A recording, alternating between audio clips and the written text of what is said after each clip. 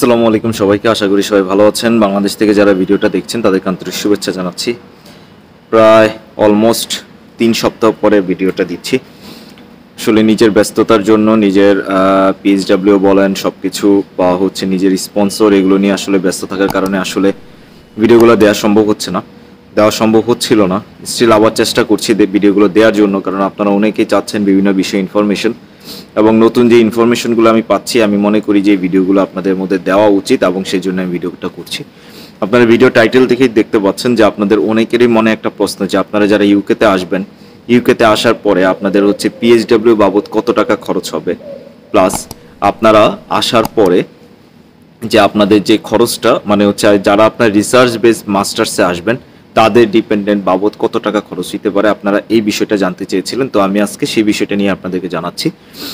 বিষয়টা হচ্ছে আপনারা জানেন যে হচ্ছে আপনি যখন মাস্টার্সে এখানে মাস্টার্স কমপ্লিট করবেন তখন আপনি 2 ইয়ার্সের পিএইচডব্লিউ নিতে পারবেন, এবং সেটার জন্য আপনাকে হচ্ছে একটা পেমেন্ট করতে হবে গভর্নমেন্টকে, এবং সেখানে 2 বছরের জন্য আপনাকে আইএইচএস ফি দিতে হবে, প্লাস হচ্ছে আপনাকে হচ্ছে অ্যাপ্লিকেশন ফিটা দিতে হবে।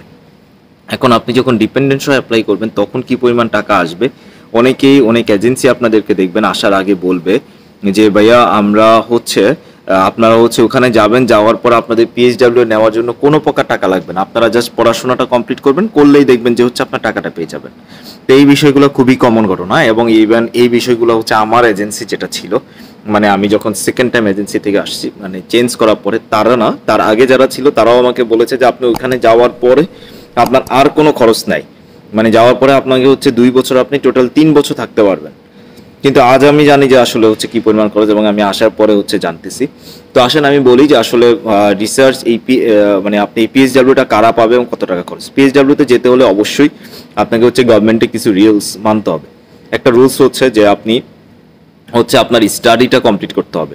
স্টাডি এই কমপ্লিট করা মানে এই না যে আপনি শুধুমাত্র হচ্ছে আপনার ক্লাস প্রথম থেকে শুরু করে শেষ পর্যন্ত শেষ করলেন এই করে আপনি পিএইচডব্লিউতে যাবেন, জিনিসটা এটা না। জিনিসটা হচ্ছে আপনার রেজাল্ট লাগবে। এক কথায় হচ্ছে আপনার রেজাল্ট লাগবে। আপনার রেজাল্ট আসলে আপনি পিএইচডব্লিউতে যেতে পারবেন, মানে আপনার পরীক্ষায় পাশ করলে আপনি পিএইচডব্লিউতে যেতে পারবেন, পরীক্ষায় পাশ না করলে পিএইচডব্লিউতে যেতে পারবেন না, একদম কমন কথা।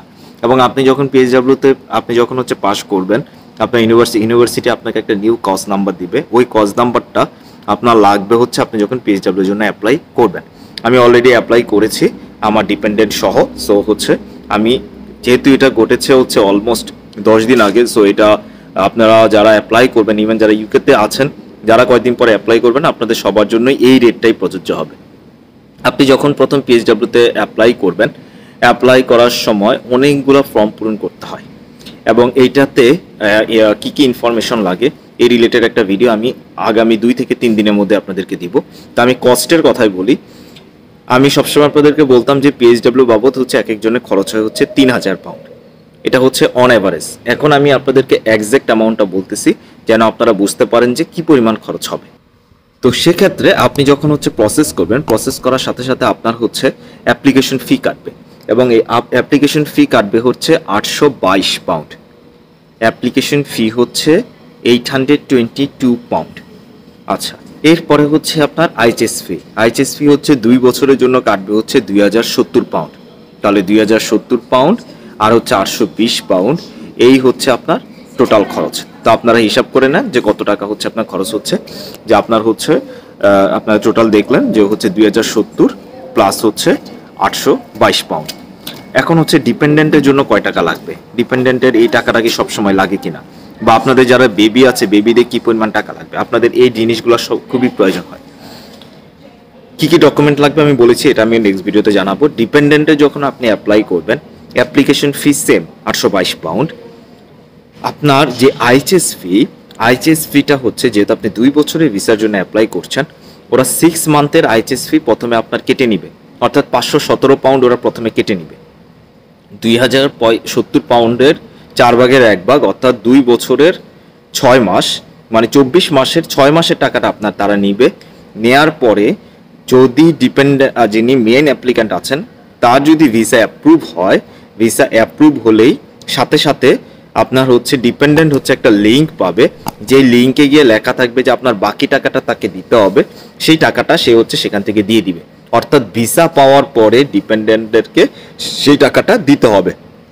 এখন প্রিভিয়াসলি অনেকেই বলতেন যে হচ্ছে এই টাকাটার বিষয়ে, যেটা মানে বলতেন যে হচ্ছে এই টাকাটা নাকি নেয় না, অনেকে বলতেন যেটা অনেকদিন পরে কাটে, এটা মন চাইলে কাটে, নাহলে ব্যাংক থেকে অটোমেটিক কেটে নিয়ে যাবে। জিনিসটা এরকম না। ওরা আপনাকে হচ্ছে, আমি আবারও বলতেছি, মেইন অ্যাপ্লিক্যান্ট যখন ভিসা পাবে, ভিসা পাওয়ার পরে বাকি 18 মাসের IHS ফি হচ্ছে আপনার ব্যাংক থেকে কেটে নিবে। অর্থাৎ আপনি যখন অ্যাপ্লাই করবেন শুরুতে, তখন আপনারটা টাকা কেটে নিবে শুরুতে, আর হচ্ছে তার দিক থেকে 822 পাউন্ড আর হচ্ছে আপনার 517 পাউন্ড এই টাকাটা প্রথমে কেটে নিবে, এবং ভিসা পাওয়ার পরে বাকি টাকাটা কেটে নিবে। এখন কথা হচ্ছে এখানে কিছু ট্রিক্স আছে। অনেকে আছেন যারা হচ্ছে একসাথে পেমেন্ট করেছেন এবং বিভিন্নভাবে। কিভাবে? অনেকে হচ্ছে, আপনারা এটা আমার এই কথার সাথে লিঙ্ক করতে পারবেন নেক্সট ভিডিওতে। জিনিসটা হচ্ছে, আপনি যখন হচ্ছে বিআরপিটা আপনি যখন ইনফরমেশন দিবেন, সেখানে বিআরপির একটা ডেট থাকে যে আপনার বিআরপি মেয়াদ শেষ হচ্ছে কবে। ঠিক আছে? অনেকে কি করেন যে ওই সময়ে আপনার হচ্ছে ধরেন আপনার আমার ধরেন হচ্ছে 12ই সেপ্টেম্বর আমার ভিসার মেয়াদ শেষ, 12ই সেপ্টেম্বর 2024। এখন ধরেন আপনি হচ্ছে 12ই সেপ্টেম্বর 2026 দিয়ে দিলেন, তার মানে হচ্ছে আপনার বিআরপি মেয়াদ আছে এখনো 2 বছর। তার মানে হচ্ছে সে হচ্ছে আপনার 2 বছরের এক্সট্রা ফি কেটে নিবে।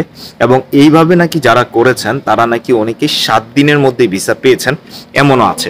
এবং আমি হচ্ছে এমন মানুষ দেখেছি যারা হচ্ছে পেয়েছেন 7 দিনের মধ্যে। আমি তাদেরকে জিজ্ঞাসা করেছিলাম, তারা বলেছেন যে তারা এই ট্রিক্সটাই কেটেছেন। তো আমার মনে হয় যে ওই পদ্ধতিতে আপনাদের যাওয়া দরকার, একটু ধৈর্য ধরতে পারেন। মেইনলি PSW পেতে আপনার 7 ডেজ থেকে 8 উইকস পর্যন্ত সময় লাগে, এবং অনেকেরই আছে এর মধ্যে আসলে হচ্ছে ভিসার আপনি কনফার্মেশন পেয়ে যাবেন, আশা করা যায়। আর যদি কোনো প্রকার হচ্ছে ভুলভ্রান্তি হয়ে থাকে, সেটাও আপনি কারেকশন করার সুযোগ পাবেন। তো এই হলো টোটাল খরচ। তো অন অ্যাভারেজ আপনারা আবার হিসাব করে নেন যে হচ্ছে 2 বছরের IHS ফি 2070 যোগ 822 পাউন্ড, এই টাকা করেই হচ্ছে আপনাদেরকে হচ্ছে কাটা হবে PSW জন্য। তো ভালো থাকবেন সবাই। আমি আস্তে আস্তে আবার ভিডিও দেওয়া শুরু করবো, আসলে সময়ের জন্য হচ্ছে না, তো আমি চেষ্টা করছি আবার ভিডিওগুলো দেওয়ার জন্য। ভালো থাকবেন সবাই, আসসালামু আলাইকুম।